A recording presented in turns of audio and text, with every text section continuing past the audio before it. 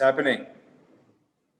Just finished some conditioning. So yeah, just take it easy. Thought, yep, straight schedule my conditioning for the afternoon. So I was like, okay, I'll do that and then get straight ready to come have a chat with you. Nice one, man. Nice one. Nice to meet you, first of all, dude. I know we've been trying to get this done for a little while, so I'm glad we finally figured it out. Yeah, no, it's good to finally meet you as well and sort of get to it and start talking all things fighting. Fantastic, man. Well, I think a good place to start is you were obviously born in Johannesburg and now applying your trade over in Australia. Just talk us through how that all happened and how much MMA were you doing when you were here, or did it only really kick off once you got Australia side? So it started kicking off for me once I got to Australia. So in 2014, I started doing some MMA training, started training in jiu-jitsu, and then sort of just built from there. So I think I was training for about 6 months before I had my first amateur fight. Yeah. And when did you leave South Africa exactly? We moved here in 2008, I believe. Yeah, so 2008, and then been here ever since. Was up north in Mackay and moved to Brisbane, where I'm based, in 2018. So quite some time. There wasn't much of a MMA scene at that time in any case, so you got out in a good time. Yeah, it seems that way. I mean, when I first, yeah, I guess now it's obviously built up a lot and it's picked up and there's that platform to get to, with Graham and that, the work they're doing with the EFC, it's good to see that. So obviously if I was in South Africa now, I know that it'd still be a pathway for me to do what I do and find a pathway to the bigger stage. Like you see now with guys like Don and Drickus and JP and that, they're all in the UFC. So it's definitely successful. So you keep a keen eye on the South African MMA scene then? Yeah. So I try and follow pretty much fights and shows all around the world. I mean, having Fight Pass, all those sort of streaming services, I try and just, whenever there's fights on, I try and watch fights. I try and, keep up to date with things. I mean, at the end of the day, I'm still a fan of the sport, even though I compete myself. I still want to watch fights. I want to see who's the top people from the top places, what's happening, who people are talking about. So no, I genuinely love it. So it's good to keep sort of up to date with everything. Fantastic, man. Well, you've obviously got an up-and-coming career in Australia. You're making quite a time of it. I think I was reading last year you had 3 wins in 2020. Is that correct? Yeah. So 2020 was even though it was a bit of a weird year, obviously with, COVID and everything like that, there was a bit of uncertainty, like for everyone, how long is it going to be till I can fight again? I won my first professional MMA title in the start of the year in February. I fought Rodolfo Marquez, who on Coastal Combat, who's easily the most experienced guy in the Oceanic region, north of 40 MMA fights. So I stepped in there with him, got the win, won my first belt, and then I fought on Eternal as well, which is probably, I guess, the premier show for Australia. It's on UFC Fight Pass. It's got all the backing with the UFC. And so it's definitely a pathway now moving forward. So yeah, 2020 was a successful year for me. Outside of like a couple of fights, short notice fights, in my actual weight class as a featherweight, I haven't lost since 2017. My only losses have been short notice up in weight. This is what I wanted to ask about. You went up a couple of weight divisions on a few hours' notice. Just talk us through how that all worked out. So yeah, there's two occasions where I went up and fought at welterweight and ended up taking a fight at the weigh-ins. The first time I was already training for a fight. It was in March of 2019. I was training for a fight, trying to get a matchup. Couldn't get a matchup in my weight class. Someone pulled out the day of the weigh-ins. I stuck my hand up. Was like, I'll fight. End up going to a split decision with a guy named Aiden Maroki on Eternal. Was a fun fight. The judges unfortunately didn't give me the win on that night, but it was still an awesome fight to be a part of. And then last year I did the same on another promotion here, XFC, where I was at the weigh-ins. One of the pros that was fighting in a lightweight fight, he got to the weigh-ins and he fainted at the scales.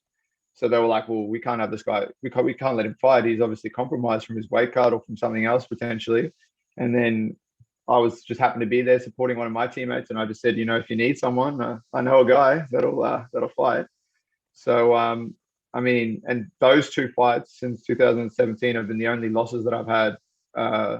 You know, both short notice, both up in weight, but didn't make any excuses for it. I mean, I took the risk. It was either going to be a big payoff for me, or it was going to be, you know, a rough night in the office. And on those two occasions, it was a bit of a rough night in the office for me. But there was a third occasion where I fought a welterweight to replace an injured teammate, but I had a bit more of a camp for that and was lucky enough to get a first round submission win. So, I mean, that was one of the occasions where, like I said, the risk paid off with a big reward for me, which was a win. So I can't really complain.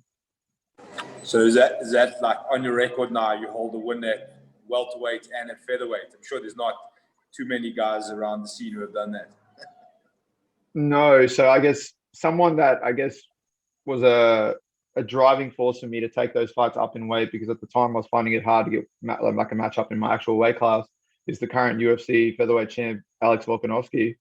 You know, he initially started at middleweight and then fought at welterweight, fought at lightweight, till he became all the way down to featherweight and became the champion. So, you know, I drew from that, and obviously he's the man that everyone's looking up to, especially for myself. I fight in the same weight class as him, so you know, if I can emulate the stuff that he's had and follow that same sort of pathway, I know I'm on the right track.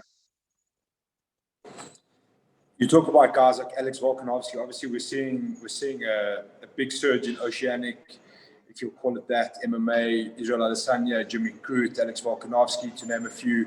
Megan Anderson's got a title shot coming up. What's the scene like there at the moment? You mentioned Eternal being like the premier sort of destination at the moment, but just give us a bit of insight to what the MMA scene's like there at the moment.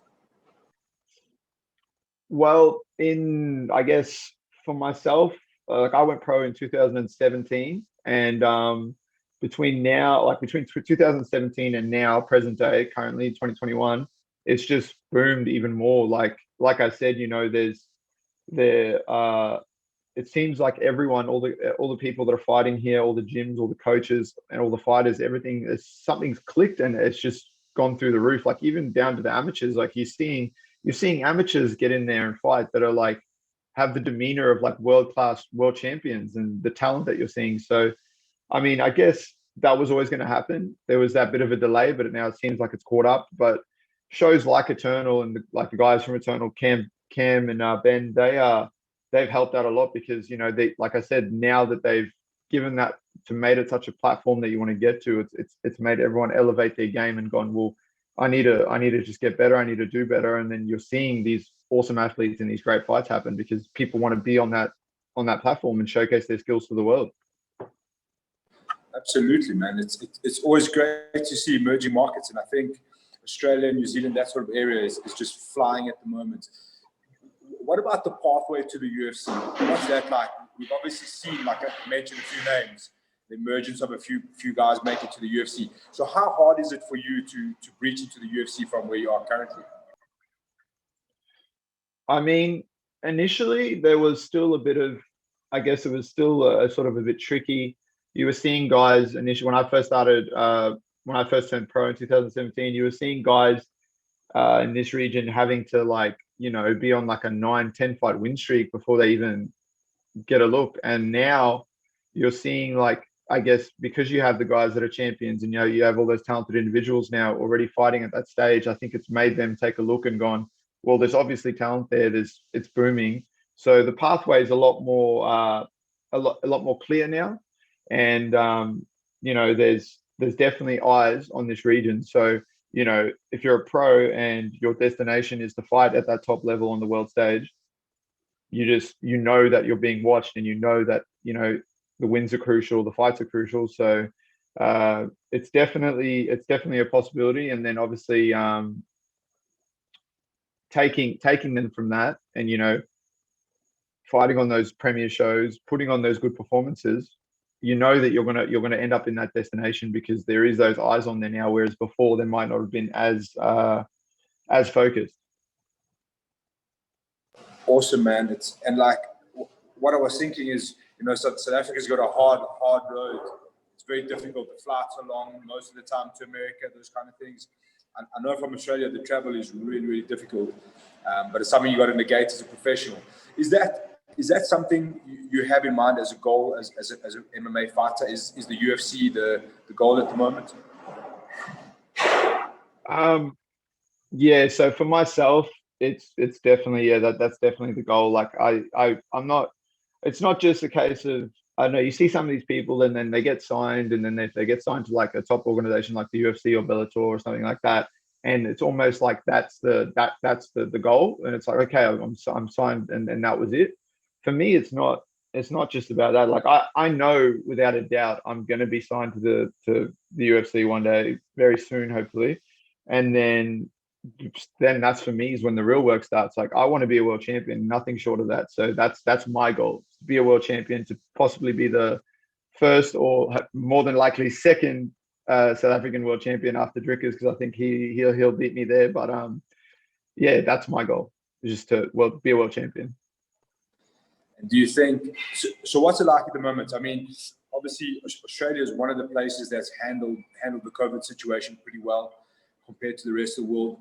If you look at the scope of the UFC, they kind of, it looks like they're going to go to Singapore now, Abu Dhabi. There's chances of coming back to Australia sooner versus the rest of the world, I would guess. Does that get your tail up and think, well, look, if the UFC is in town, I better stay sharp and stay ready? 100%. I mean, I guess, the way we've handled COVID here has been, pretty amazing. And even now, you might get a few cases pop up here and there, but the way the people are handling it, I think for the most part has been really good. For example, my fight that I'm scheduled for in March was actually meant to take place on the 30th of January, but because of like a minor COVID outbreak, they didn't waste any time. They got on top of it, and then the event and the promoters and all that sort of went, okay, we'll push the event back. We'll make it in March. We'll give everyone that bit of extra time in case, and we'll see how it plays out. So I think everyone's just trying to do the best they can.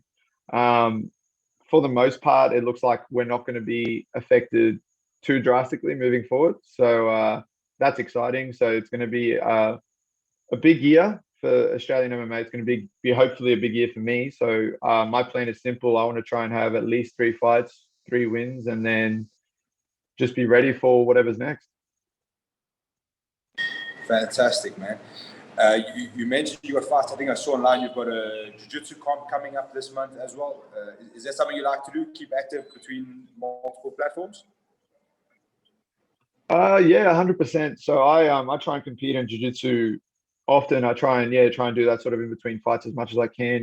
Give you more so, I guess, stay loose a little bit. And you give yourself that little bit of competitiveness, a chance to go after something with, I guess, less of a risk of an injury or anything like that. I mean, obviously injuries can happen in neither one, but it's probably less likely in jiu-jitsu, especially if you're smart. So it's a good way for me to stay active. Obviously last year with COVID, that kind of put the brakes on the jiu-jitsu as well. And then I was actually meant to go to Russia to compete at the World Combat Sambo Championships, but that got pushed back, unfortunately. So I'm always looking to compete. My jiu-jitsu, so I'm making my professional jiu-jitsu debut with my first ever pro jiu-jitsu match this Saturday. So I'm looking forward to that. Another way to test myself, another way to compete. So obviously MMA is the focus and the main goal, but I definitely enjoy competing in any format I can. Including Sambo in Russia. That's not the easiest feat, I would imagine. So what was that? Just like a bit of extra competition, go compete in Sambo? Is it something you've done before? So that sort of came about. I got contacted by the federation here, and they were like, they obviously follow along with my career and see the things I'm doing. And they were like, okay, well, do you want to represent Australia and go over to the World Championships and, potentially have the chance to win a World Championship in combat sambo? obviously, I haven't competed in sambo growing up like they do over there or in countries like that. So initially, the task would have it's a hard task to go there to compete in what is basically their national sport and try and win a world championship. But at the same time, you know, I feel like my combat sports experience up until this point and my skills and abilities would have served me quite well in that sort of format because it's very similar to MMA. And same way I approached like my career here is how I would have approached that had I gone. My goal would have been to come back as a world champion, and that would benefit me supremely as well. Then I can say that I've competed in combat sambo at a world level. I'm competing in MMA often. I'm competing in jiu-jitsu, so it's all beneficial to me. It's the way I see it. Fantastic, man. And you also mentioned in there earlier that you've got a fight coming out. It's with Eternal, am I correct? Eternal 58. That's correct. Talk us through that fight, what it's going to be like and what we can expect. Yeah, so I'm fighting on the 20th of March on Eternal 58. They're actually doing a double card that weekend. So there's a event on the Friday as well, Eternal MMA 57. So it's going to be a crazy weekend of fights and a great weekend for Australian MMA. Obviously, both cards are going to be broadcast on UFC Fight Pass.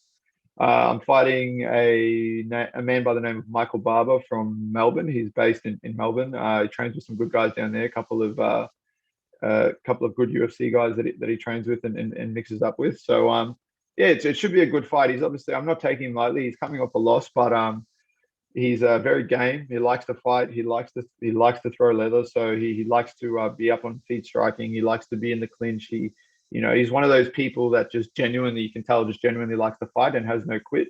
So I'm expecting a tough fight. I'm not overlooking him, as I said, but I just believe my abilities are just going to be too much for him to handle. I obviously have to be careful when I'm sort of exchanging with him in the clinch and on the feet a bit. He's got some power in his hands and he throws punches from all wild angles. But I can definitely hold my own on the feet, match it there, and then I feel like I have a strong advantage when it comes to the wrestling and the grappling. And I guess my biggest thing being that seems to be a difference maker for me sometimes is my cardiovascular abilities. You mentioned your opponent. For people that will be watching this, I mean, we said you can catch your fights on UFC Fight Pass, which I think a lot of people have by now, or if they don't, they really should. So how would you describe your fighting style for someone that's never seen it before?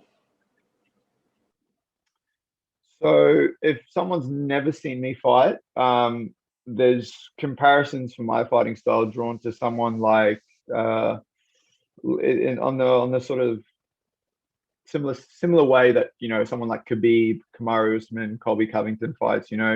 Very very pressure heavy, very very high pace, lots of wrestling involved, lots of pressure against the cage. So that's where I feel like super comfortable. Like I said earlier, I don't neglect any area. Like I've been working on every area just consistently. So I'm always looking to improve, always looking to be ready for the fight to go anywhere. But yeah, if you've never seen me fight, you can expect a lot of pressure, a very high pace, a smothering pace, very, very, very, very good wrestling, and then always the threat with submissions once it hits the ground as well. Awesome stuff, man. You obviously found a new home in Australia, but it's clear that the heritage to South Africa still runs quite deep in you. You've got your nickname, the Springbok. So what does it still mean to you to represent South Africa on a hopefully soon to be global stage? Obviously, you're considered South African in Australia. You're still repping South African flags and stuff like that. So what does that sort of heritage and lineage mean to you still? Yeah, so obviously, I mean, I'm always going to be proud of where I came from and where I was born. Being that now being in Australia for as long as I have been, being a citizen, I've obviously got a deep connection with Australia now and a deep love for the country that I have here. And I like to think when I compete, I represent both places proudly. But yeah, definitely, it's pretty cool for me to be over here, flying the Australian flag when I fight, but also, representing South Africa while I'm fighting here, taking that every time out with me as well. So, I hope that once I'm fighting, on that world stage and, under those bright lights in the UFC, that I can continue to do that. Obviously, being someone that could potentially become a world champion and be a world champion that was born in South Africa, all the way in Johannesburg, and then obviously whilst moving to Australia and representing Australia, that'll be amazing for me to be able to accomplish that. Fantastic, man. Justin van Heerden, thank you for your time, dude. We wish you all the best. We'll make sure everyone tunes in to Eternal 58 on Fight Pass. You said the 20th of March, am I correct? That's correct. Fantastic. We wish you all the best, buddy. And thank you so much for your time. And we'll chat to you again soon when you got that UFC contract signed, sealed, and delivered. Thank you very much. I look forward to it. And like I said, everyone can catch me on Eternal on the 20th of March, and expect to be amazed. Fantastic. Thank you, buddy. Have a good day, man. You too. Ciao, dude. Have a good one, man.